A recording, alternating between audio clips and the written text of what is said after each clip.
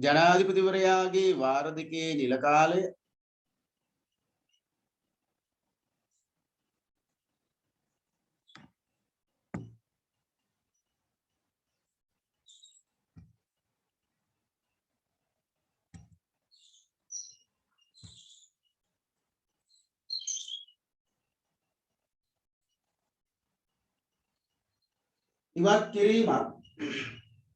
ඉවත් කිරීමත්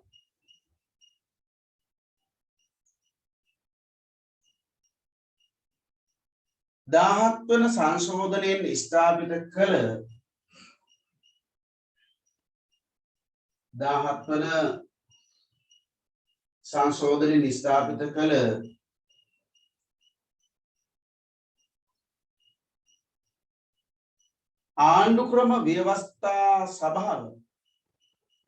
ආණ්ඩුක්‍රම ව්‍යවස්ථා සභාව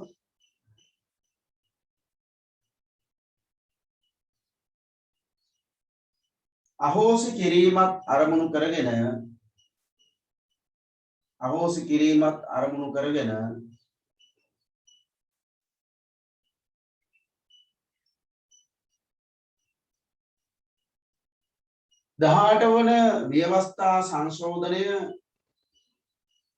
දහඅට වන ව්‍යවස්ථා සංශෝධනය ගෙන එන ලදී. 18 වන ව්‍යවස්ථා සංශෝධනය ගෙන එන ලදී.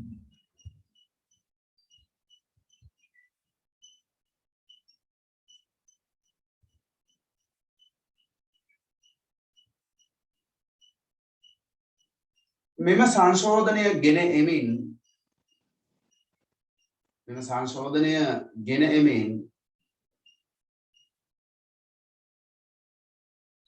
ආණ්ඩුව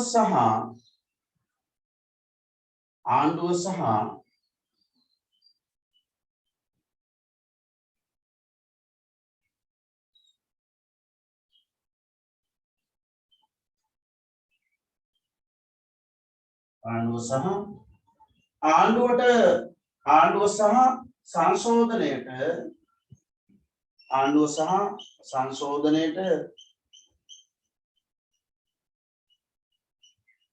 පක්ෂපාතී කණ්ඩායම් ප්‍රකාශ කළේ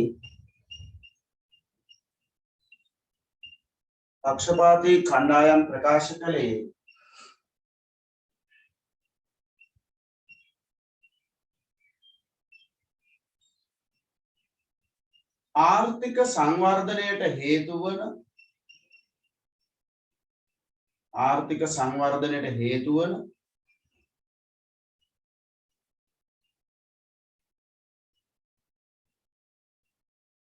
දේශපාලන ස්ථාවර භාවයක්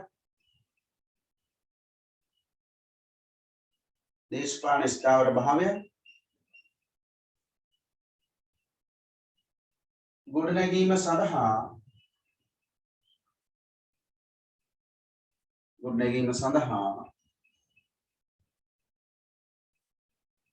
මෙවැනි සංශෝධනයක් ගෙන ඒම අවශ්‍ය වන බවයි.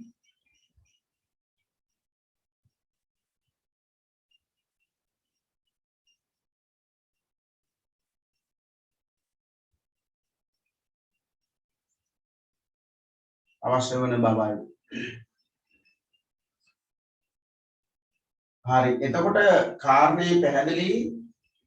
18 වෙනි ව්‍යවස්ථා සංශෝධනය ගෙනල්ලා තියෙන්නේ ජනාධිපතිවරයාගේ බලය වර්ධනය කරගන්න. එතකොට මතු පිටින් පෙන්නනවා ජනාධිපතිවරයාට වේගවත් ආර්ථික සංවර්ධනයකට අවශ්‍ය ප්‍රතිපත්ති තීරණය කරන්න නම් අධික බලයක් ජනාධිපතිවරයාට අවශ්‍යයි කියලා. වේගවත් ආර්ථික සංවර්ධනයකට යන්න නම් මේ දැනට ඒ කියන්නේ 18 වෙනි සංශෝධනයට පෙර තිබිච්ච බලතල ප්‍රමාණවත් නැහැ. තව තවත් ජනාධිපතිවරයාට බලතල හිමි විය යුතුයි කියලා තමයි ඒගොල්ලෝ තීරණය කරන්නේ. ඒ කියන්නේ ජනාධිපතිගේ බලය වර්ධනය කර ගැනීම. ඒ අරමුණ ඇතිව නෙවෙයි ඇත්තටම මේ සංශෝධනය ගේන්නේ. මතු පිටින් ජනතාවට ප්‍රකාශ කරපු දේ තමයි වේගවත් ආර්ථික සංවර්ධනයකට යන්න නම් ජනාධිපතිවරයාගේ බලය වැඩි කළ යුතුයි. 17 වෙනි සංශෝධනය අහෝසි කළ යුතුයි කියන්නේ. නමුත් සම්පූර්ණයෙන්ම 18 වෙනි සංශෝධනය පෞද්ගලිකයි. ඒක ඒගොල්ලන්ට දිගින් දිගටම බලය රැඳී සිටීමට යොදාගත් උපාය මාර්ගයක් මිසක් ජනාධිපතිවරයාට තිබිච්ච බලතලවල හැටියට රට සංවර්ධනය කරන්න කිසිම බාධාවක් වෙන්නේ නැහැ. නමුත් 18 වෙනි සංශෝධනය සම්පූර්ණයෙන්ම ජනාධිපතිවරයාගේ බලය වර්ධනය කරන සංශෝධනයක් බවට පත් වෙනවා විතරක් නෙමෙයි ඒක ආණ්ඩු පක්ෂය සහ ආණ්ඩුවට හිතවත් පාර්ශ්වයන් විසින් සාධාරණීකරණය කරනවා. හරි. ඔන්න එතකොට ව්‍යවස්ථා සංශෝධනය සම්මත වෙච්ච ආකාරය පිළිබඳව ඊළඟ ඡේදයේ සඳහන් වෙනවා.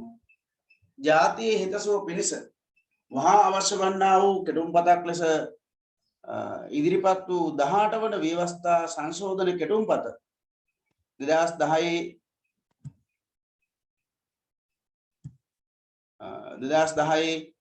සැප්තැම්බර් 7 වන දින ආණ්ඩු ක්‍රම ව්‍යවස්ථාවට අනුකූල බව ප්‍රකාශ විය. එය 2010 සැප්තැම්බර් 8 වන දින පාර්ලිමේන්තු විවාදයට ගැනීමෙන් පසු එහි 3/2කින් සම්මත විය. මෙම සංශෝධනය තුළ හඳුනාගත හැකි මූලික ලක්ෂණ කිහිපයකි.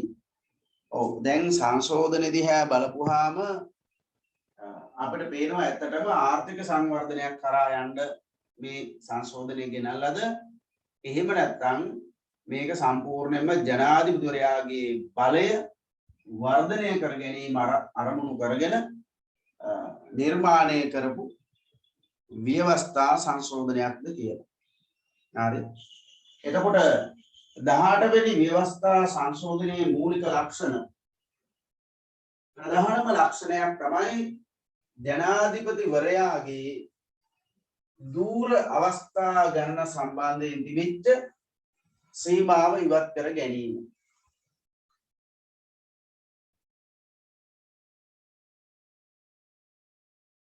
එක්දාස් 978 මුල් ව්‍යවස්ථාවෙන් ජනාධිපතිවරයාගේ නිල කාලය අවුරුදු 6ක් කියලායි සඳහන් වුනේ. අවුරුදු 6යි. ඒකට දැන් අපිට මතකෙට එනවා ජේ.ආර්. ජයවර්ධන මේ ව්‍යවස්ථාව ගේන්න ඉස්සරලා පැහැදිලිවම කිව්වා වේගවත් ආර්ථික සංවර්ධනයක් කරා යන්න තමයි මේ සංශෝධනය ගේන්නේ කියලා. එහෙනම් මේ වාර දෙක ප්‍රමාණවත් නැහැ කියන කාරණේ එදා මේ ව්‍යවස්ථාව හදපු ජේ.ආර්. ජයවර්ධනට දැන්ලා තියෙනවා. නමුත් එහෙම දැනුන්නේ නේද? ඒ නිසා මේක සම්පූර්ණයෙන්ම අමූලික බොරුවක් කියන කාරණේ පැහැදිලි. ඒතර අවුරුදු 6 ගානේ අවස්ථා දෙකයි. 6 ඒවා දෙකක් පමණක් දූරේ දරන්න පුළුවන්. අවුරුදු උපරිම 12. මේ මුල් ව්‍යවස්ථාවේ තිබිච්ච තත්ත්වය 18 වෙනි සංශෝධනයෙන් මොකද කරුවේ? මෙන්න මේ අවස්ථා දෙකක් පමණක් දූරය දැරිය හැකිය කියන විධිවිධානය වෙනස් කරලා ඒ ව්‍යවස්ථාමය වගන්තිය ඉවත් කරලා අලුත් වගන්තියක් පැනවුවා. ජනාධිපතිවරයාට ඕනෑම වාර ගණනක් ජනාධිපති ධූරය සඳහා තරඟ කරන්න පුළුවන්. ජනතාව තෝරාපත් කරගන්නවා නම් ඕනෑම වාර ගණනක් දූරය දරන්න පුළුවන් කියලා. ඒ කියන්නේ අවුරුදු 6 බැගින් 2 වෙනුවට ජනතාව තෝරගන්නවා නම් තව 6ක් කොහොම හිටිය හැකි දිගට නේද? සාමාන්‍යයෙන් ලංකාවේ තිබිච්ච ක්‍රමයට අනුව විවිධ උපාය මාර්ග මගින් මැතිවරණය ජයග්‍රහණය කරන එක ලොකු ගැටලුවකුත් නෙමෙයි. හරි. මැතිවරණ කොමසාරිස්වරයා ශක්තිමත් කෙනෙක් නොවුනොත් ලංකාව තුළ ඕන තරම් මැතිවරණ දූෂණ සිද්ධ වෙලා තියෙනවා. 1996 මැතිවරණය ගත්තොත් ලංකාවේ අන්ත දූෂිත මැතිවරණ. එවැනි මැතිවරණයක් මගින් ජනාධිපතිවරණය ජයග්‍රහණය කිරීම ඒ තරම් අසීරු කාරණයක් නෙවෙයි. කොහොම වුණත් ඉතින් මේ සංශෝධනය ගෙනල්ලා තුන්වෙනි වතාවට තුන්වෙනි අවස්ථාවකට තීරීපත් වීම සඳහා සංශෝධනයේ ගෙනාවු ජනාධිපතිවරයා ඉදිරිපත් වුණා. නමුත් ඒ වෙලාවේ හිටපු චන්ද්‍රකුමාරසිවරයා ඉතාම දැඩි ස්වරූපයකින් පෙනී හිටියා. කිසිසේත්ම මැතිවරණය දූෂිත මැතිවරණයක් වෙන්න ඉඩ තියන්නේ නැහැ කියලා. එයාගේ දැඩි පෞරුෂත්වය නිසාම 2015 මැතිවරණයෙන් අවසානයේ තුන්වෙනි වතාවට තරඟ කරපු කෙනා පරාජයටපත් වුණා. සභාව ධර්මය විසින්ම වාර දෙකේ අවස්ථාව රැකලා තියෙනවා. හරි කොහොම වුණත් ඔන්න මේ වාර දෙකේ සීමාව ඉවත් කරගත්තා 18 වෙනි සංශෝධනය මගින්. පස්සේ 19 වෙනි සංශෝධනයෙන් ඒක ආපහු ප්‍රතිස්ථාපනය කෙරුවා. නැවතත් ධූරයේ දැරිහි අවස්ථාව කරන 2යි කියන සීමාවට ගෙනාවා. ඒ 19 වෙනි සංශෝධනය. අපි කතා කරන්නේ 18 වෙනි සංශෝධනය. එතකොට මූලික ලක්ෂණ පළවෙනි එක ජනාධිපතිවරයාගේ වාර දෙකේ ධූර අවස්ථා සීමාව ඉවත් කිරීම. ආන්නේ යටතේ ලියන්නේ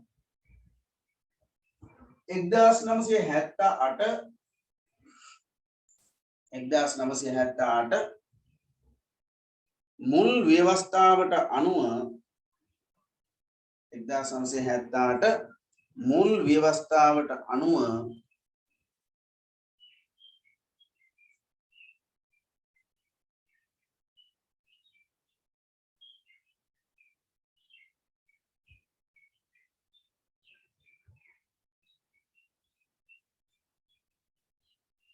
වාර දෙකක් පමණ ජනාධිපතිවරයාට ධූරය දැරිය හැකි බව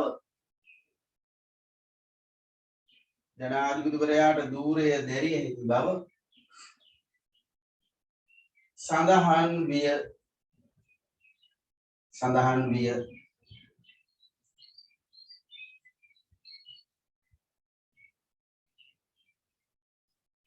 නමුත් 18 වන ව්‍යවස්ථා සංශෝධනය මගින්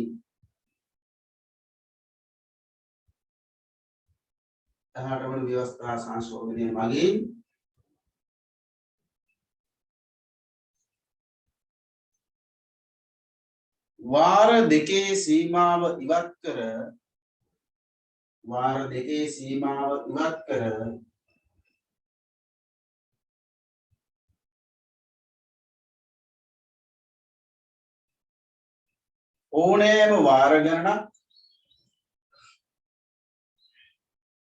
ඕනෑම වාර ගණනක්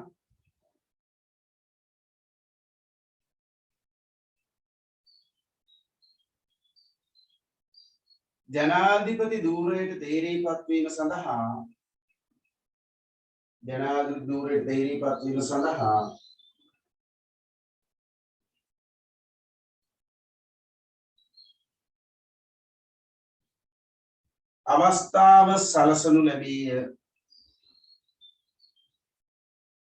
අවස්ථාව සලසනු ලැබීය.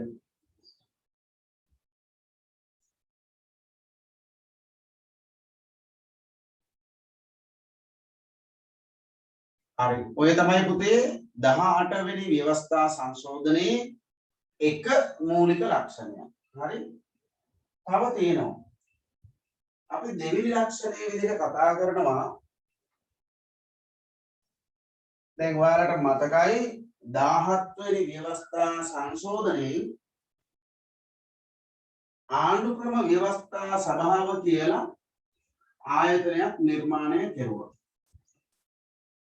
මෙන්න මේ 17 වෙනි ව්‍යවස්ථා සංශෝධනයෙන් නිර්මාණය කරපු ආණ්ඩුක්‍රම ව්‍යවස්ථා සභාව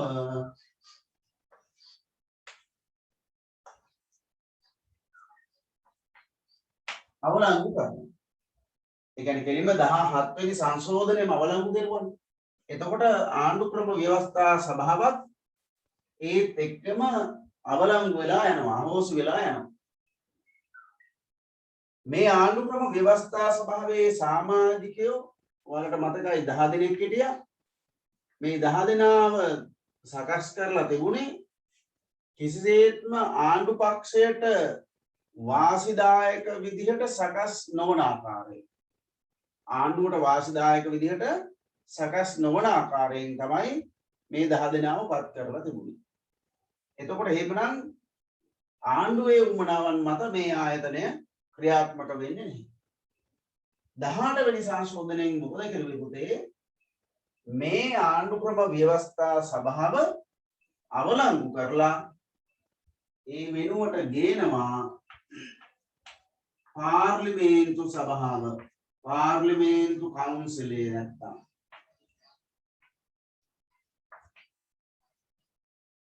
පාර්ලිමේන්තු සභාව, පාර්ලිමේන්තු කවුන්සිලය නැත්තම් ව්‍යවස්ථාදායක සභාව. මේ එක එක නම් වලින් හැදෙනවා. ව්‍යවස්ථාදායක සභාව. දැන් එතකොට පාර්ලිමේන්තු සභාව එහෙම නැත්නම් මේ ව්‍යවස්ථාදායක සභාව සමාජිකයන් 5 දෙනෙකුගෙන් පමණයි සමන්විත වෙන්නේ. සමාජික 5 දෙනෙකුගෙන් පමණයි සමන්විත වෙන්නේ. ඒ විතරක් නෙවෙයි මේ සමාජික 5 දෙනා සකස් වෙන්නේ ආණ්ඩු පක්ෂයට වාසිදායක විදිහට. කොහොමද? මේකේ ඉන්නවා කතානායක. සුපුරුදු පරිදි කතානායකවරයා නිල බලයෙන්ම සභාපති. ආයේ ඉන්නවා අගමැති. ඊළඟට ඉන්නවා විපක්ෂ නායක.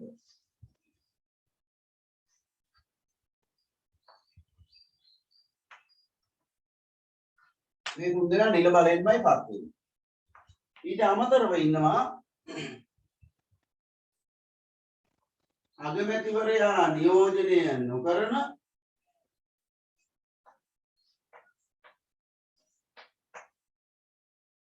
ඒ වගේම විපක්ෂ නායකවරයාද නියෝජනය නොකරන දේශපාලන පක්ෂ වලින් තෝරගන්න අගමැතිගේ නියෝජිත අගමැතිවරයා තෝරගන්න නියෝජිතයෙක් කියනවා.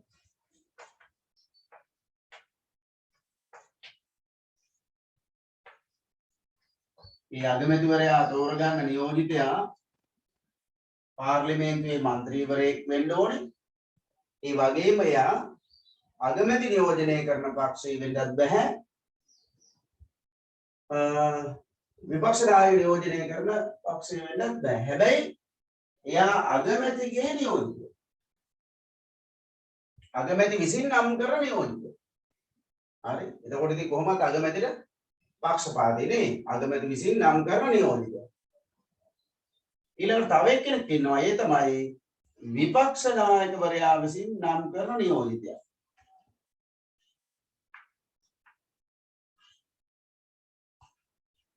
විපක්ෂ නායකවරයා නම් කරන නියෝජිතය. කතානායක 1යි, අගමැති 2යි, විපක්ෂ නායක 3යි, අගමැතිගේ නියෝජිතය 4යි, විපක්ෂ නායකගේ නියෝජිතය 5යි. ඔන්න 5 දෙනෙක්. හරි? දැන් ඒකට බලන්න සාමාන්‍යයෙන් අගමැති කතානායක දෙන්නම ආණ්ඩු පක්ෂයෙන් තමයි තීරණය වෙන්නේ. බොහෝ අවස්ථාවලදී වර්තමානයේ බලන්න අගමැති මහින්ද රාජපක්ෂ මහත්මයා, කතානායක මහින්ද යාපා අබේවර්ධන. දැන් මේ 2010 කාලේ අගමැති කවුද? අගමැති මහින්ද රාජපක්ෂ මහත්තයා විසින් පත් කරපු රත්න සිරි වික්‍රමනායක. ඊළඟට කතානායකවරයා අගමැති ඒ කාලේ ජනාධිපතිතුමාගේ අයියා චමල් රාජපක්ෂ. එතකොට ජනාධිපතිවරයාගේ පක්ෂයේ දෙන්නයි. කතානායකයි අගමැති. ඊළඟට අගමැති විසින් නම් කරන නියෝජිතය. එයත් කොහොමද අගමැතිගේ පක්ෂේ? එතකොට තුන් දෙනා. එහෙනම් 5 දෙනාගේ 3 දෙනෙක් ආණ්ඩුවට පක්ෂපාතී. හැම වෙලාවෙම. එහෙනම් ආණ්ඩු ක්‍රම ව්‍යවස්ථා සභාව වෙනුවට ස්ථාපිත කරපු පාර්ලිමේන්තු සභාව නැත්නම් ව්‍යවස්ථාදායක සභාව සම්පූර්ණයෙන්ම ආණ්ඩුවේ කටයුතු ඉටු කර දෙන ව්‍යවස්ථාමය ආයතනයක් බවටයි පත් වෙන්නේ. ඒ ආයතනය කිසිසේත්ම ස්වාධීන ආයතනයක් බවට පත් වෙන්නේ නැහැ. එහෙනම් මොනවද මේ ආයතනයට පැවරුනේ? අපි අර ඉස්සරලා කියපු ආණ්ඩු ක්‍රම ව්‍යවස්ථා සභාව විසින් ඉටු කරන කාර්යමයි පැවරුනේ.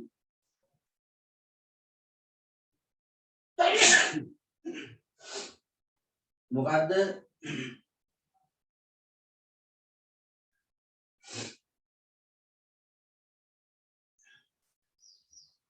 අර රජයේ ඉහළ තනතුරු නීතිපති, අගවිනිසුරු, පොලිස්පති, මැතිවරණ කොමසාරිස්, විගණකාධිපති, ඊළඟට ඔම්බුඩ්ස්මන් වරයා, පාර්ලිමේන්තුවේ මහලේකම්, අධිකරණ සේවා කොමිසමේ සමාජිකයන් මෙන්න මේ අයව පත් කිරීම සඳහා අනුමැතිය දී. අර කාර්යමයි වෙනසක් නැහැ. එතකොට පාර්ලිමේන්තු සභාවේ අනුමැතිය මත ජනාධිපතිවරයා අර කියපු තනතුරු වලට පත් කරන්න ඕනේ. ඒ වගේම පාර්ලිමේන්තු සභාවේ නිර්දේශ මත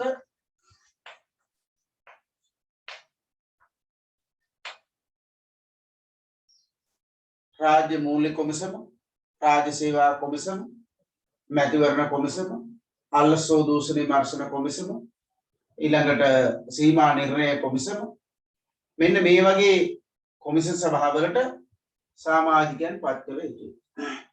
ඉතින් දැන් පුතේ මේ ආයතනය ජනාධිපතිවරයාට වාසිදායක විදිහට තීරණය වෙලා නම් මේ නිර්දේශ සහ අනුමැතිය කියන කාරණා දෙක කිසිසේත්ම ඵලදායී වෙන්නේ නැහැ. ඒ කියන්නේ මේ ආයතනය අනිවාර්යයෙන්ම ජනාධිපතිවරයාගේ නියෝග මත ක්‍රියාත්මක වෙන සුවච කීකරු ආයතනයක් බවට පත් වෙනවා. එහෙනම් මේ නිර්දේශ අනුමැතිය දීම කියන ඒවා බොරු බයිල අපේ භාෂාවෙන් කියනවා. ඒ ජනතාව අන්දන්න රවට්ටන්න යොදාගත්ත උපාය මාර්ග පමණයි. අනිත් හොඳම කාරණය තමයි ව්‍යවස්ථාදායක සභාව.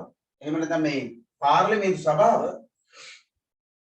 දින 7ක් ඇතුළත මේ නිර්දේශ සැපීම සහ අනුමැතිය ලබා දීම කෙරුවේ නැත්නම් හරි දින 7ක් ඇතුළත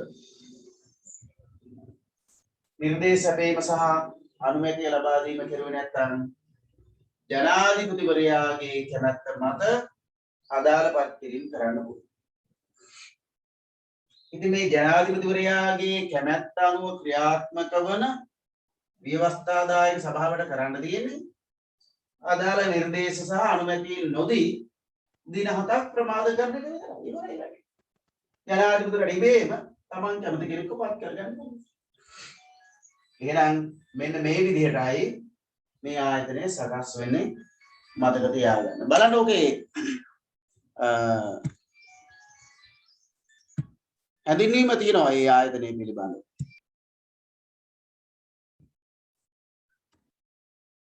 හරි එතකොට ඔන්න පුතේ දෙවෙනි කාරණේ තියෙනවා ආණ්ඩු ක්‍රම ව්‍යවස්ථා සභාව වෙනුවට පාර්ලිමේන්තු සභාව ස්ථාපිත කිරීම 17 වන ව්‍යවස්ථා සංශෝධනයෙන් හඳුන්වා දෙන ලද ආණ්ඩු ක්‍රම ව්‍යවස්ථා සභාව 18 වන ව්‍යවස්ථා සංශෝධනයෙන් අහෝසි කර ඒ වෙනුවට පාර්ලිමේන්තු සභාව නැතහොත් ව්‍යවස්ථාදායක සභාව නමින් නව ආයතනයක් හඳුන්වා දෙන ලදී. එය කතානායකවරයා, අගමැතිවරයා, විපක්ෂ නායකවරයා, අගමැති විසින් නම් කරන පාර්ලිමේන්තු මන්ත්‍රීවරයෙකු, විපක්ෂ නායක විසින් නම් කරන පාර්ලිමේන්තු මන්ත්‍රීවරයෙකු යන සමාජිකයන් 5 දෙනෙකුගෙන් සමන්විත විය කියලා ඊට පස්සේ තියෙන හිස්තැන. ආන්නේ හිස්තැනේ ලියන්න දෙන්න. ස්වාධීන කොමිසම් සභාවලට සහ ස්වාධීන කොමිෂන් සභාවලට සහ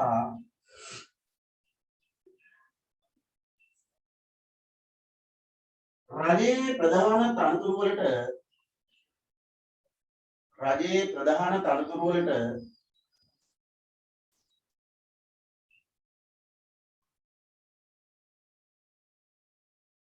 පුද්ගලයන් පත් කිරීමේදී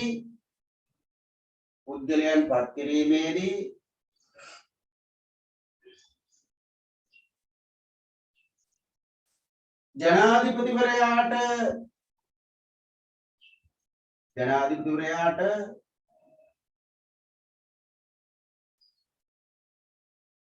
නිර්දේශ ලබා දීම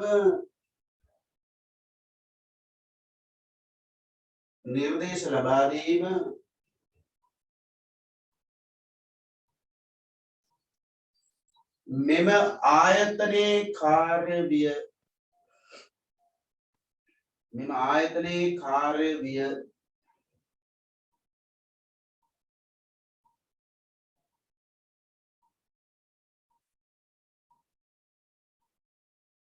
එහෙත්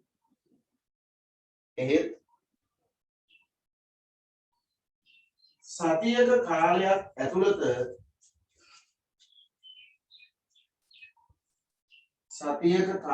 ඇතුළත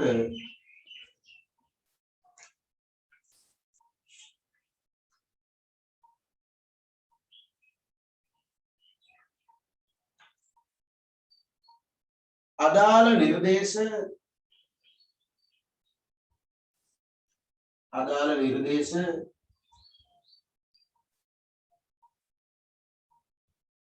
ලබා දීමට අපොහොසත් වුවහොත්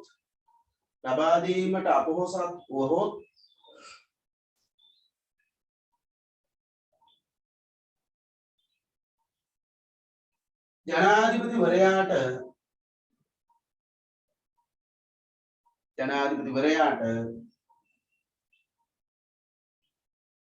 ඔහුගේ අභිමතය මත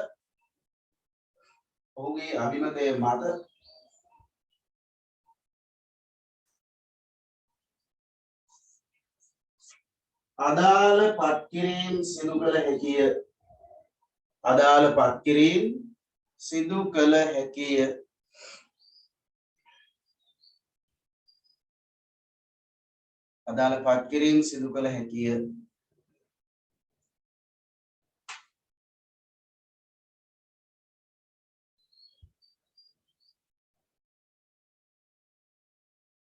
හරි ඔය තමයි පුතේ දෙවෙනි ලක්ෂණය නැත්නම් දෙවෙනි මූලිකාංගය 18 වෙනි සංශෝධනයේ අන්තර්ගත වෙච්ච තුන්වෙනි කාරණය තමයි අර 17 වෙනි සංශෝධනයේ යටතේ ස්වාධීන කොමිෂන් සභාව විදිහට නිර්මාණය කරපු ආයතන 18 වෙනි සංශෝධනයේ යටතේ ජනාධිපතිවරයාගේ බල අධිකාරියට යටත් කරනවා. ජනාධිපතිවරයාගේ බලයට යටත් කරනවා. විශේෂයෙන්ම රාජ්‍ය සේවා කොමිසම සහ මැතිවරණ කොමිසම. දැන් රාජ්‍ය සේවා කොමිසමට සමාජිකයන් පත් කිරීමේදී නිර්දේශ ලබා දීම පාර්ලිමේන්තු සභාවෙන් සිද්ධ වුණාට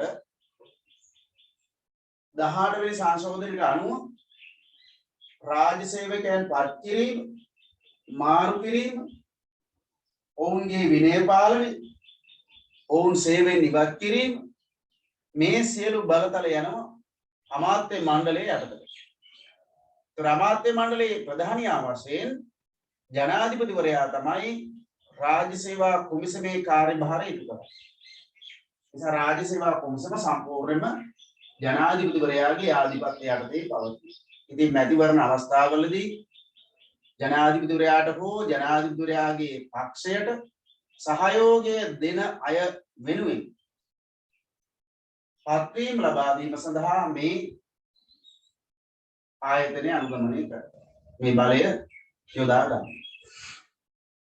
දැන් මේ 21 වෙනිදා ඉස්කෝලේ පටන් ගන්නවා දුවනේ ළමයි 200ට අඩු පාසල් ඇයි මේ 200ට අඩු පාසල්? මේ 200ට අඩු පාසල් වල ඉන්නේ කුඩා පාසල් වල ඉන්නේ සුදුසුකම් නැති විදුහල්පතිවරු. ඒ කියන්නේ තරග විභාගයකින් සමත් නොවෙච්ච ආණ්ඩුවේ දේශපාලන කටයුතු වලට සහභාගී වෙලා වැඩ බලන විදුහල්පතිවරු විදියට පත් වෙච්චා.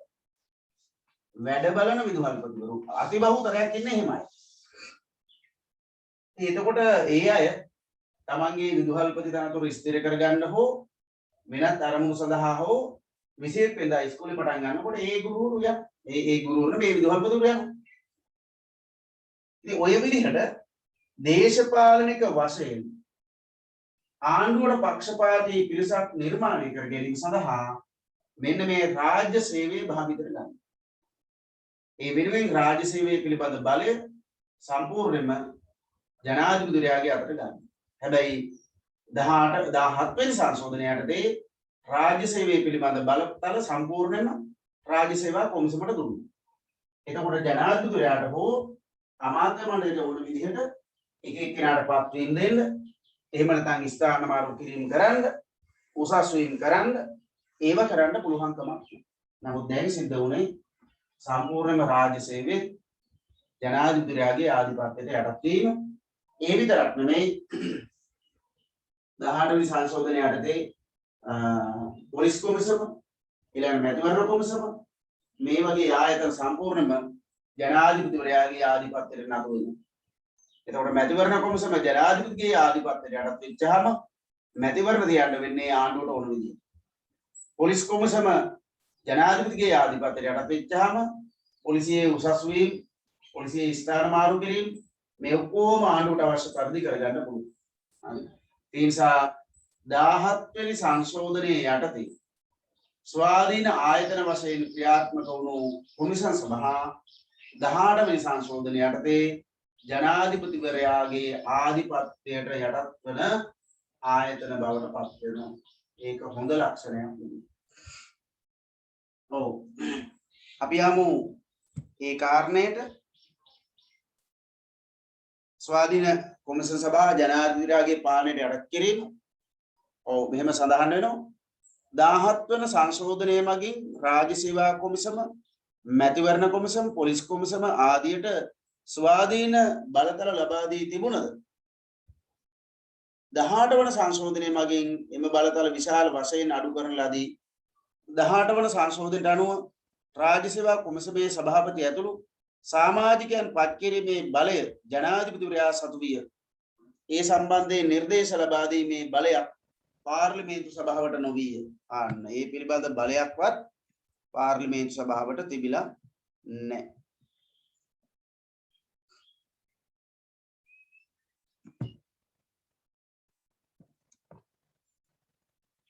ඊළඟ කාරණය, හතරවෙනි කාරණය කියනවා ජනාධිපතිවරයාට මාස 3කට වරක් පාර්ලිමේන්තුවට සහභාගී වීමට අවස්ථාව ලබා දීම. ඔව් දැන් මීට ඉස්සරලා නම් තිබුණේ, ඒ කියන්නේ මුල් ව්‍යවස්ථාවට අනුව තිබුණේ ජනාධිපතිවරයා කැමති අවස්ථාවකදී පාර්ලිමේන්තුවට සහභාගී වෙන්න පුළුවන් කියලා. දැන් 18 වෙනි සංශෝධනයෙන් දානවා විධිවිධානය ජනාධිපතිවරයා මාස 3කට වරක් පාර්ලිමේන්තුවට එන්න ඕන.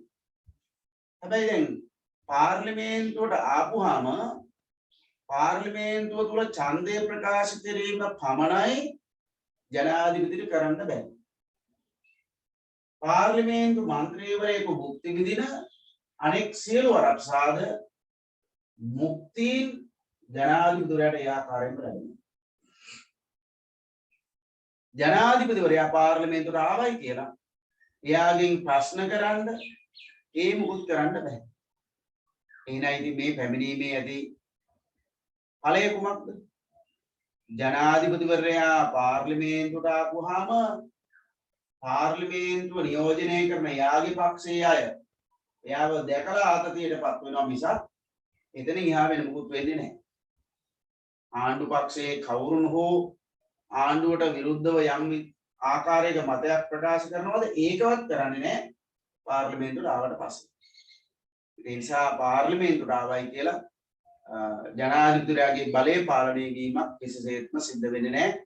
එයාට යම් තව බලයක් ලැබීම පමණයි සිද්ධ වෙන්නේ. හරි. ඔන්න හතරවෙනි කාරණය. ඔව් අපි ලියමු. 18 වන ව්‍යවස්ථා සංශෝධනයට අනුව 18 වන ව්‍යවස්ථා සංශෝධනයට අනුව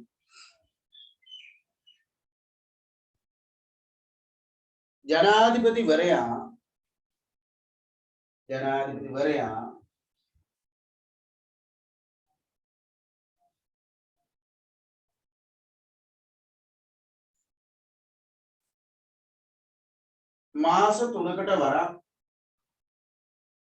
මාස 3කට වරක්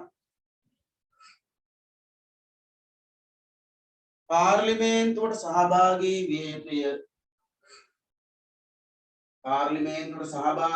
යුතුය.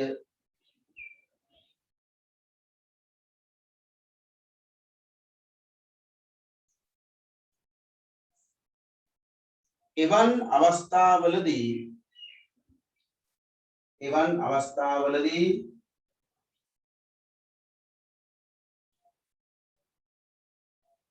ඡන්දය ප්‍රකාශ කිරීම හැර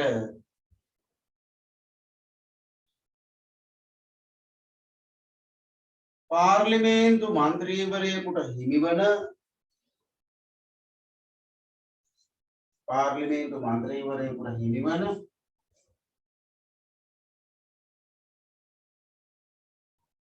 සියලු වරප්‍රසාද සහ මුක්තීන්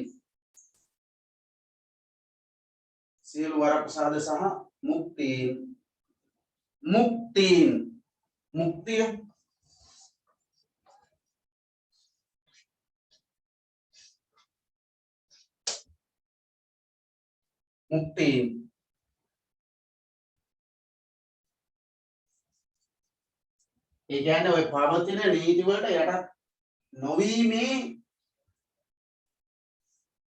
අයිතියනේ මුක්තිය. සමහර නීති වලට යටත් වෙන්නේ නැහැ ඒගොල්ලෝ.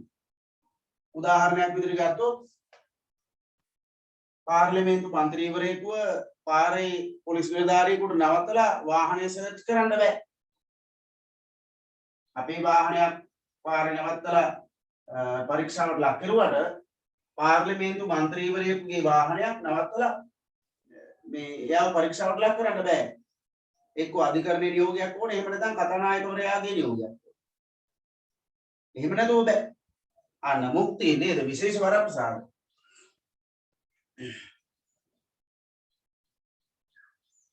ඔව් ජනාධිපතිවරයාට හිමි වේ.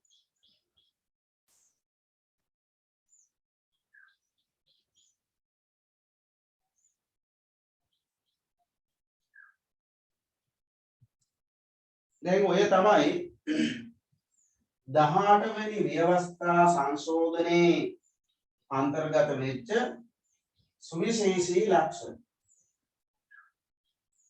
දැන් මේවා ਵਿਚාරයකට ලක් කරන්න අවශ්‍යයි.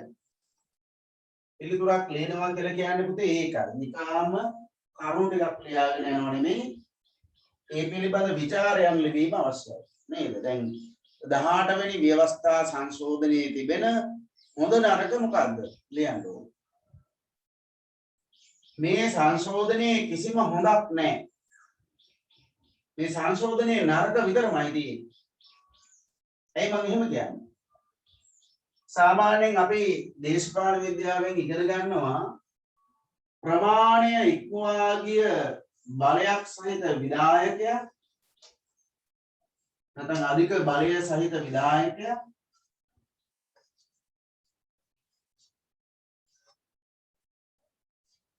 රටට අහිත කරයි. රටට අහිත කරයි. 2005 2010 කාලයේදී ජනාධිපතිවරයාගේ හැසිරීම හොඳයි. 2010න් පස්සේ ජනාධිපතිවරයාගේ හැසිරීම අන්තිම නරකයි. ඔයාලට මතකයක් නැහැ, ඔයාලගේ අම්මලා තාත්තලාට මතකයක් ඇති. ඔය රතුපස්වල උද්ඝෝෂණයට හමුදා ප්‍රහාරයක් එල්ල වුණා. පානීය ජල ප්‍රශ්නයක් මතුවලා රසායනික කර්මාන්ත ශාලාවක් සම්බන්ධයෙන් ගම්පහ රතුපස්වල ප්‍රදේශයේ ජනතාව ලොකු අකණ්ඩ උද්ඝෝෂණ ව්‍යාපාරයක නිරත වුණා. අන්තිමට හමුදාව දාලා වෙඩි තිබ්බා. 4 දිනෙන්ද කොහෙද ඝාතනය වුණා. එතකොට එවැනි තැනකට ගමන් කරා 2010 2015 කාලේදී. හලාවත මේ මෙරළේ දීවරයෝ උද්ඝෝෂණයක් පැවැත්වුවා. භූමි තෙල් මිල ඉහළ දැමීම සම්බන්ධයෙන් ඒගොල්ලන්ට මූද යන්න පුළුවන් කමක් නැහැ. තෙල් මිල අධිකයි, තෙල් මිල සහනාධාරයක් දෙන්න කියලා. හමුදාවේ පොලිසියෙන් දැම්මා. උද්ඝෝෂකයන්ට වෙඩි තිබ්බා. ඇන්ටනි කියලා දීවරේ එතනම මිය ගියා. ඊට පස්සේ කටුනායක වෙළඳ කලාපයේ සේවය කරන තරුණ තරුණියෝ ආණ්ඩුවට එරෙහිව උද්ඝෝෂණයක් පටන් ගත්තා. උද්ඝෝෂණයට හේතුව තමයි ආණ්ඩුව මේ ඇඟලුම් කම්හලවල වැඩ කරන මේ සේවකයන්ගේ මොනවාද අර්ථසාධක අරමුදල ආණ්ඩුවට පවර ගන්න කියලා. විශ්‍රාම වැටපත් දෙනවා කියලා කතන්දරයක් දාලා ඒක ආණ්ඩුවට පවර ගන්න කියලා. අර ඇඟලුම් කම්හලවල වැඩ කරන මේ තරුණ තරුණියෝ ටික උද්ඝෝෂණය කරන්න පටන් ගත්තා. දැම්ම පොලිසියෙන් හමුදාවෙන් වෙඩි තිබ්බා. රොෂෙන් චානක් කියලා අවුරුදු 22ක තරුණයෙක් එතනම මිය ගියා. ඒ විතරක් නෙමෙයි විවිධ අය පැහැරගෙන යෑම, අතුරුදහන් කිරීම මේවා දිගින් දිගටම සිද්ධ වුණා. ඔය විශ්වවිද්‍යාල ශිෂ්‍යෝ කීප දෙනෙක් අතුරුදහන් වුණා. මාධ්‍යවේදීන් අතුරුදහන් වුණා. මාධ්‍යවේදීන් පැහැරගෙන ගියා. ඔය පොද්දල ජයන්ත වගේ අයව එක්නැලිකොඩ කියන එක නම පැහැරගෙන ගිහලා අදටත් නැහැ. මේ වගේ ප්‍රජාතන්ත්‍ර විරෝධී ක්‍රියාවන් විශාල ප්‍රමාණයක් මේ කාලය තුල සිද්ධ වෙන්නේ මෙන්න මේ 18 වෙනි සංශෝධනයේ පින් සිද්ධ වෙන්නේ. වෙන එකක් නිසා නෙමෙයි. ඒ කියන්නේ 18 වෙනි සංශෝධනයෙන් අධික බලයක් විධායකට ලබා දී. ඉතින් එහෙමනම් 18 වෙනි සංශෝධනයේ අපිට දකින්න තිබෙන හොඳක් නැහැ. මේක අන්තිම නරක. ඒ නිසා 18 වෙනි සංශෝධනයේ පිළිබඳව දිගින් දිගටම විවේචන ඉදිරිපත් වුණා. මේ 18 වෙනි සංශෝධනයේ සම්මත කරගන්න පෙරත් ඉදිරිපත් වුණා විවේචන. 18 වෙනි සංශෝධනයේ ක්‍රියාත්මක වන කාලයේ එල්ල වුණා මේ විවේචන දිගින් දිගට. බොහෝ අය කිව්වේ 18 වෙනි සංශෝධනයේ මගින් ව්‍යවස්ථානුකූල ඒකාධිපතියක් නිර්මාණය කරලා කියලා. ඉස්සර ඒකාධිපතියෝ නම් ව්‍යවස්ථාවක් නැහැ. පරම්පරාවෙන් ලබාගත් බලය හෝ බලහත්කාරයෙන් ලබාගත් බලය මත එයාගේ ඒකාධිපති හැසිරීම ක්‍රියාත්මක. 14 වෙනි ලුයි 16 වෙනි ලුයි හිට්ලර් නේද? ඉඩි අමීන් ඒ අයව ගත්තොත් මෙහෙම නැත්නම් ඔය පරණ රජවරු ගත්තොත් ඒගොල්ලෝ ඒකාධිපති. හැබැයි ව්‍යවස්ථාවකින් බලය දීලා නෙමෙයි ඒකාධිපති වුනේ. ව්‍යවස්ථාව කියන එක තියෙන්නේ ප්‍රජාතන්ත්‍රවාදී රටවල් වල. පාලකයාගේ බලය සීමා කරලා ජනතාවගේ නිදහස අයිතිවාසිකම් ආරක්ෂා කරන්නයි ආණ්ඩු ක්‍රම ව්‍යවස්ථාව කියන එක තියෙන්නේ. හැබැයි මේ ව්‍යවස්ථාවෙන් මොකද කරුවේ? ජනතාව ආරක්ෂා කරනවා වෙනුවට ජනතාවගේ නිදහස, ජනතාවගේ පැවැත්ම සුරක්ෂිත කරනවා වෙනුවට විධායකයේ බලය වර්ධනය කළා. එහෙනම් මේ ඒකාධිපති පාලකයාව නිර්මාණය කරලා තියෙන්නේ ව්‍යවස්ථාව තුලින්මයි. ඒ නිසා සමහරු කිව්වා 18 වෙනි ව්‍යවස්ථා සංශෝධනයේ මගින් ව්‍යවස්ථානුකූල ඒකාධිපතියක් නිර්මාණය කර ඇත.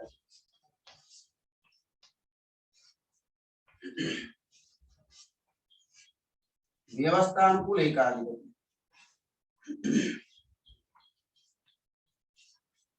ඒ නිසා මතක තියාගන්න 18 වෙනි සංශෝධනයේ කිසිම ආකාරයක ජනතාවට සිතක් යහපතක් වන ගුණාංග දකින්න ලැබෙන්නේ නැහැ.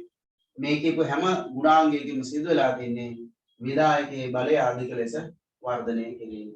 කොහොම වුණත් 2015 දී ගෙනාවු 19 වෙනි ව්‍යවස්ථා සංශෝධනයේ මගින් මේ 18 වෙනි සංශෝධනය අවලංගු කරලා දාන්න. අපි ලියමු අලුත් ඡේදයකින් නිගමනය. ඔලියන් මෙහෙම ඉහත මූලිකාංග තුලින් පැහැදිලි වන්නේ ඉහත මූලිකාංග තුලින් පැහැදිලි වන්නේ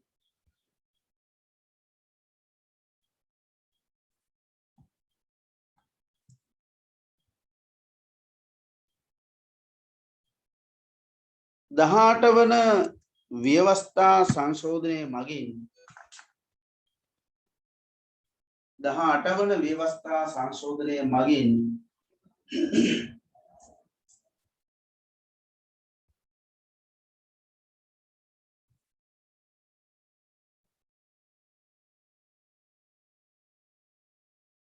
ජනාධිපතිවරයාගේ බලය වර්ධනය කර ඇති බවයි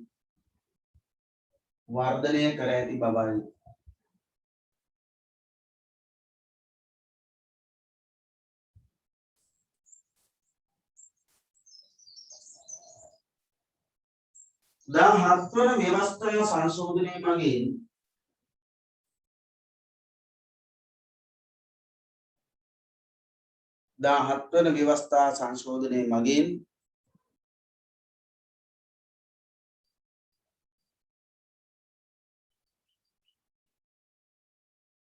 ජනාධිපතිවරයාගේ බලතල සම්බන්ධයෙන්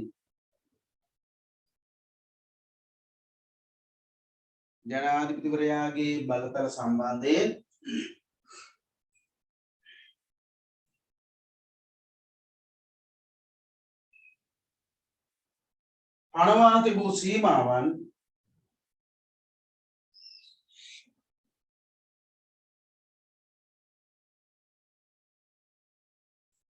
ඉවත් කිරීම සහ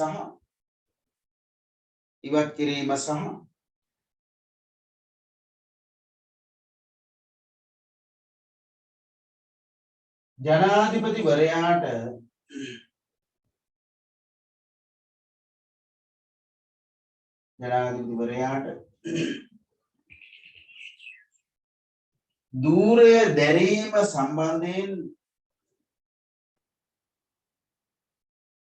ධූරය දැරීම සම්බන්ධයෙන් පැවති සීමාව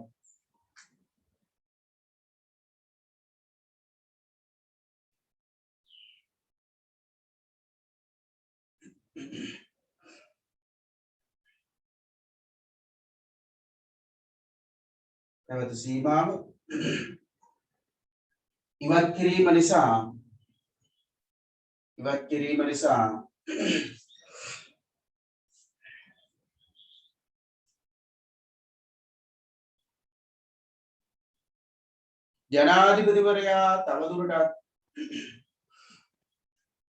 ජනාධිපතිවරයා තවදුරටත්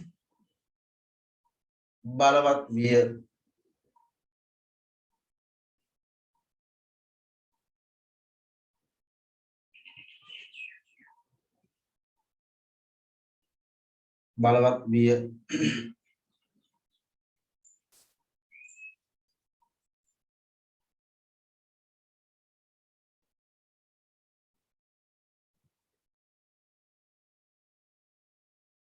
මේ නිසා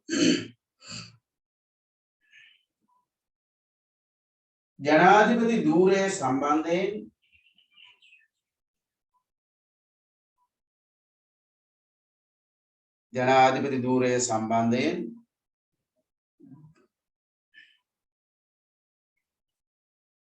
නැවතත් විවේචන ඉදිරිපත්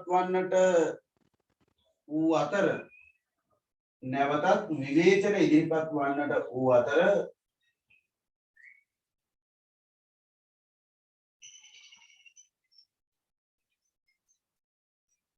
සමහර විචාරකයන්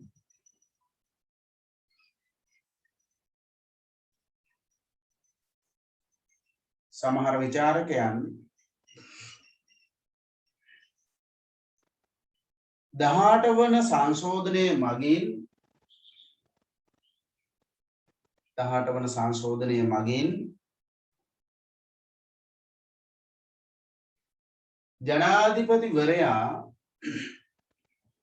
ජනාධිපතිවරයා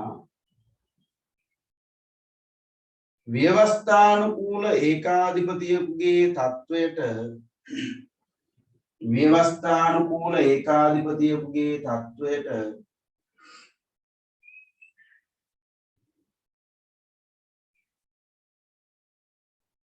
පත්කර ඇති බවද ප්‍රකාශ කළේය. පත්කර ඇති බවද ප්‍රකාශ කළේය.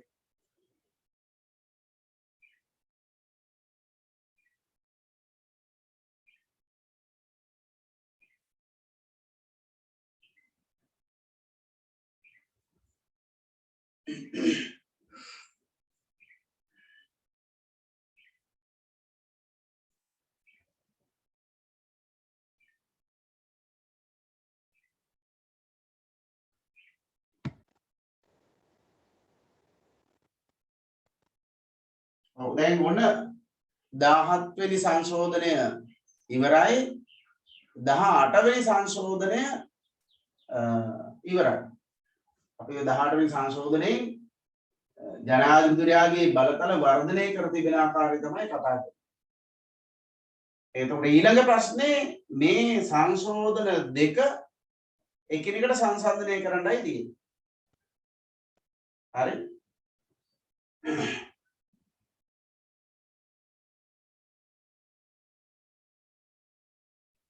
අපි විනාඩි 5කින් ඒ ගැන කතා කරමු. විනාඩි 5ක් දෙන්න පොඩි පුංචි වීරයක් විනාඩි 5යි. left වෙන්න එපා. ඔහොමම ඉන්න. ඔහොම ඉඳලා යන්න තැන. හරි පුතේ දැන් අපිට ඊළඟ ප්‍රශ්නේ සාකච්ඡා කරන්න බොහෝ දේවල් නැහැ. හරි? අපෙන් අහලා තියෙන ප්‍රශ්නය තමයි 1970ට ව්‍යවස්ථාවට ගෙන එන ලද 17 වන සංශෝධනය සහ 18 වන සංශෝධනය මගින් ජනාධිපති ධූරය සම්බන්ධයෙන් සිදු කළ වෙනස්කම් පැහැදිලි කරන්න කියලායි කියන්නේ.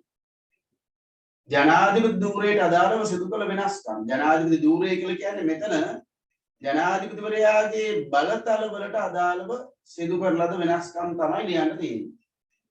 ඒක ජනාධිපති ධූරයට අදාළ ඒවානේ. එහෙම නැතුව 17 වෙනි සංශෝධනයෙන් හෝ 18 වෙනි සංශෝධනයෙන් ජනාධිපතිවරයා තෝරා ගැනීම හෝ ඉවත් කර ගැනීම පිළිබඳව කිසිම වෙනසක් කෙරුවේ නැහැ.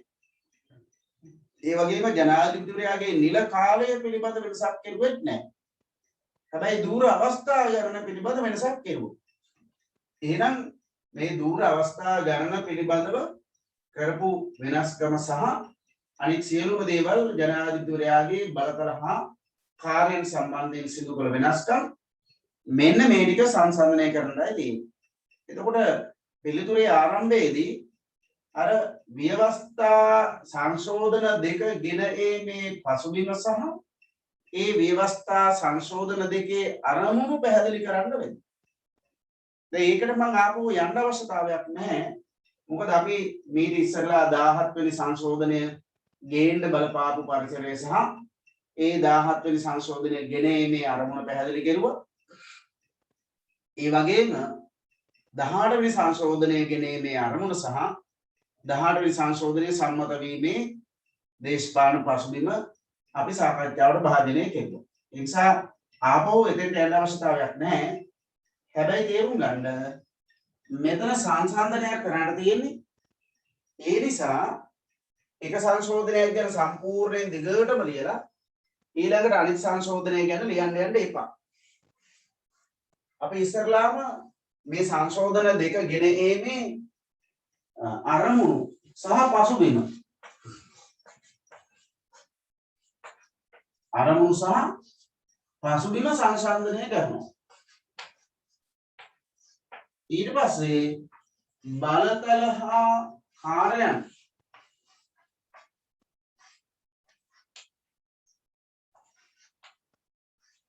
බලතල හා කාර්යයන් සම්බන්ධයෙන් සිදු කරපු වෙනස්කම් පිළිබඳව සංසන්දනය කරනවා. ඊට පස්සේ අවසානයේ සංශෝධන දෙක පිළිබඳව සංසන්දනාත්මක නිගමනයක් ඉදිරිපත් කරනවා. සංසන්දනාත්මක නිගමනයක්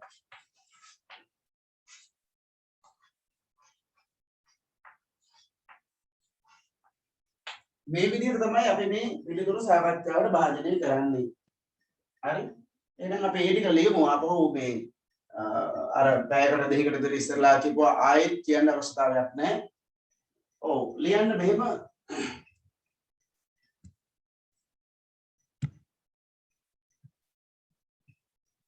ඔව් මුල් ටික සඳහන් වෙනවා 1978 ව්‍යවස්ථාවට ගෙනෙන ලද 17 වන ව්‍යවස්ථා සංශෝධනය සහ 18 වන ව්‍යවස්ථා සංශෝධනය මගින් ජනාධිපති ධූරයේ සම්බන්ධයෙන් සිදු කළ වෙනස්කම් පැහැදිලි කරන්න කියලායි කියන්නේ.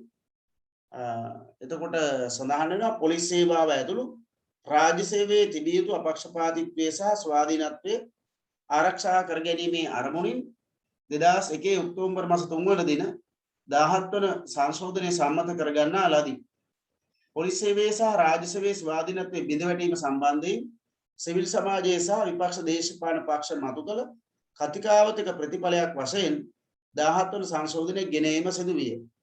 රාජ්‍ය සේවයේ ඉහළ තනතුරු වල සහ ස්වාධීන කොමිෂන් සභාවන්ට ජනාධිපතිවරයා සිදු කරන විවිධ පත් කිරීම පිළිබඳ විනිවිදභාවය ආරක්ෂා කිරීම සඳහා මෙම සංශෝධනය ගෙන ආවේ කියලා කියනවා. ඔන්න ඒ 17 වෙනි සංශෝධනය පිළිබඳව පසුබිම. ඊළඟ ඡේදයෙන් යන්න මෙහෙම ඔව් ජනාධිපතිවරයාගේ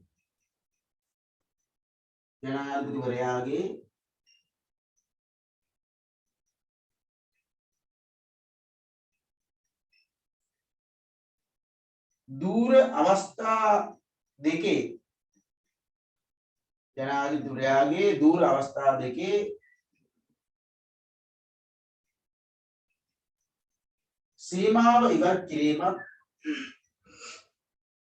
සීමාව ඉවත් කිරීමත්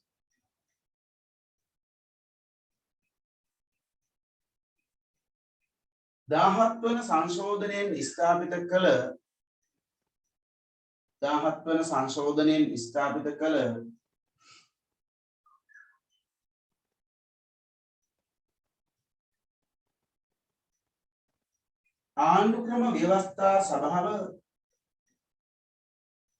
ආණ්ඩුක්‍රම ව්‍යවස්ථා සභාව අහෝසි කිරීමත් අරමුණු කරගෙන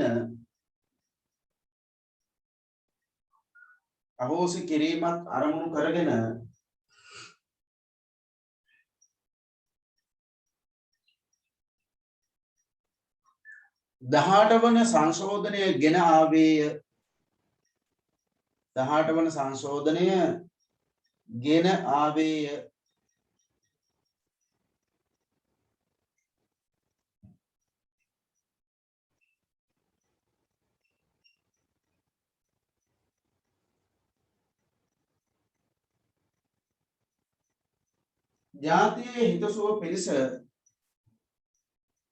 ජාතියේ හිතසුව පිණිස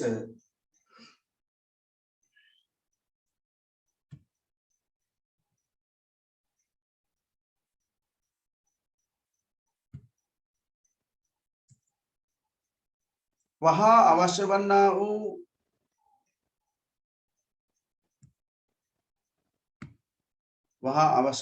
වූ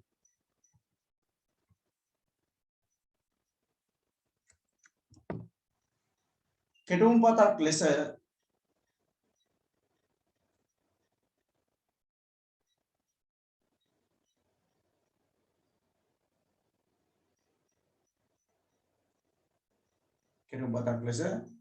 ඉදිරිපත් වූ 18 වන සංශෝධනය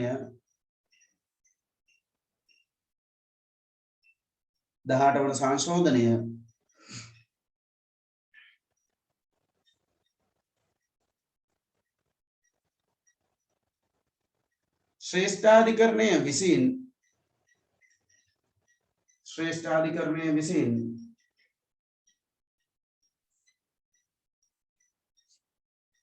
ව්‍යවස්ථාවට අනුකූල බව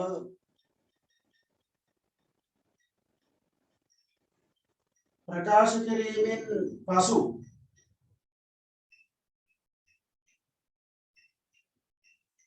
ප්‍රකාශ කිරීමෙන් පසු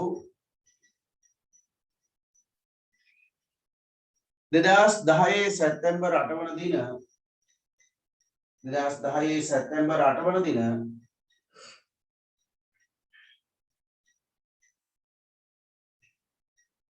පාර්ලිමේන්තුවෙන් සම්මත විය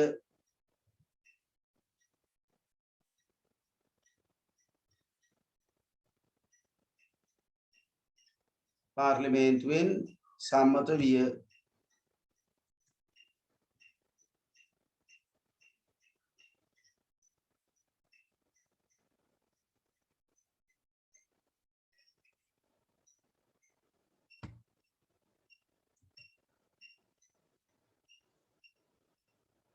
හරි එතකොට ඊළඟ කාරණය තමයි අපි සංසන්දනය කරන්නේ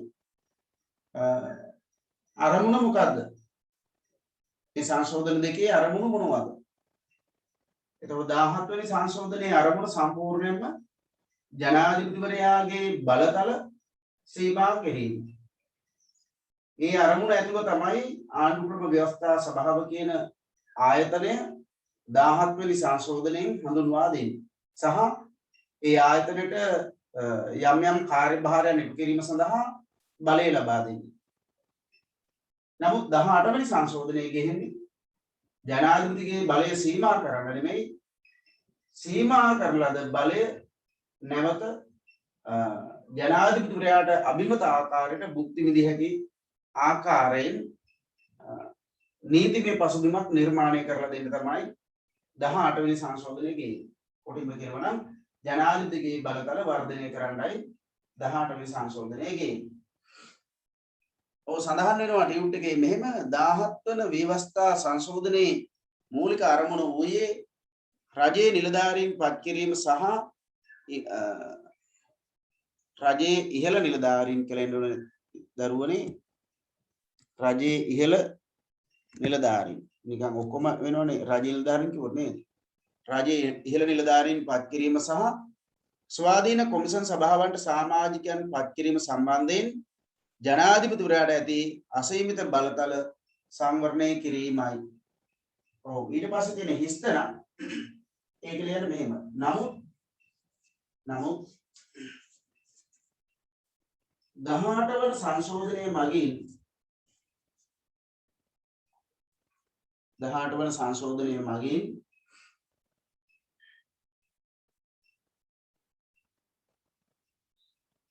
ජනාධිපතිවරයාගේ බලතල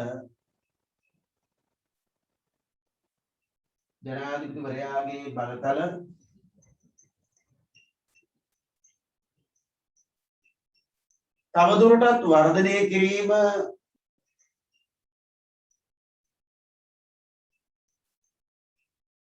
සහ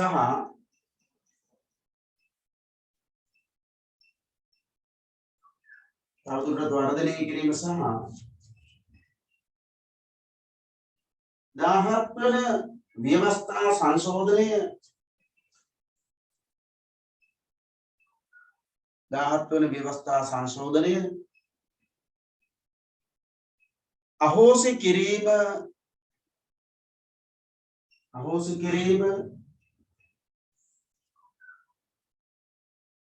අපේක්ෂා කර තිබේ.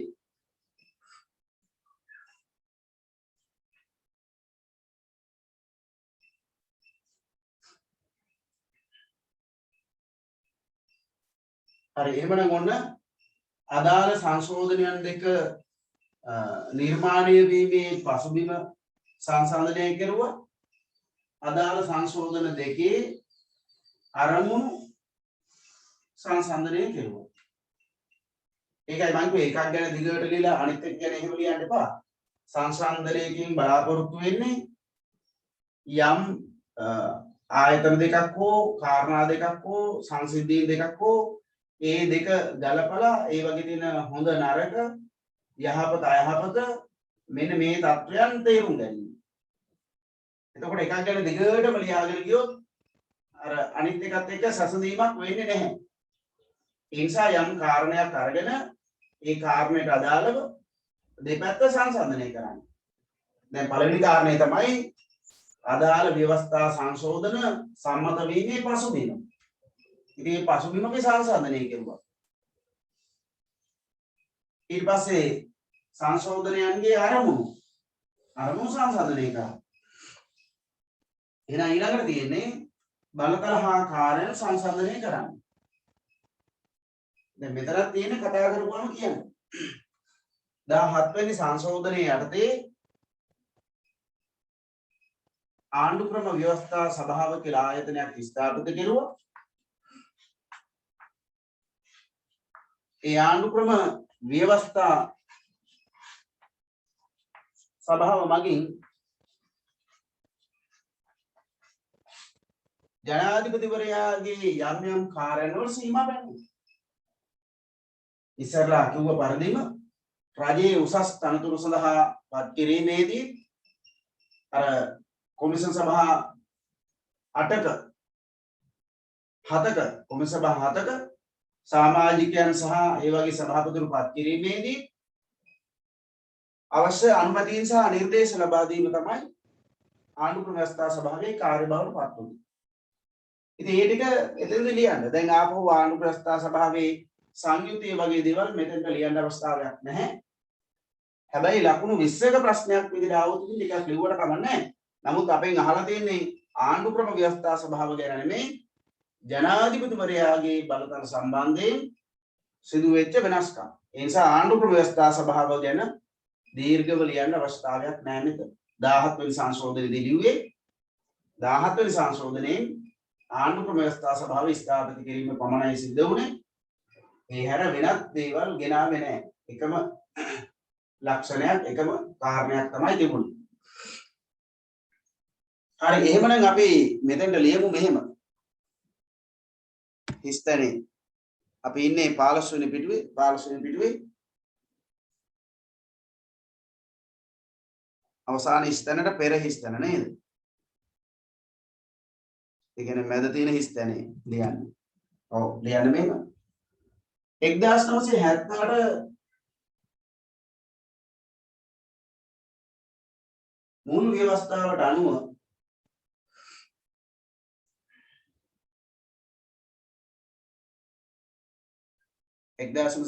මුල් ව්‍යවස්ථාවට අනුව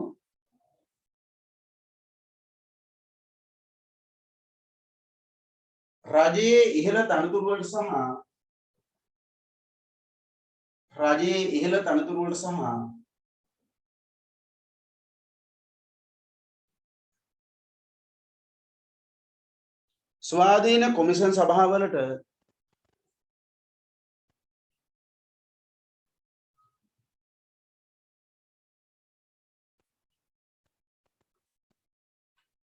ස්වාධීන කොමිෂන් සභාවලට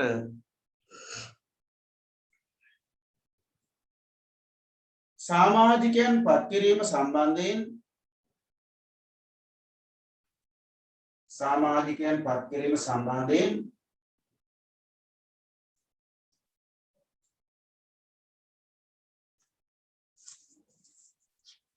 ජනාධිපතිවරයාට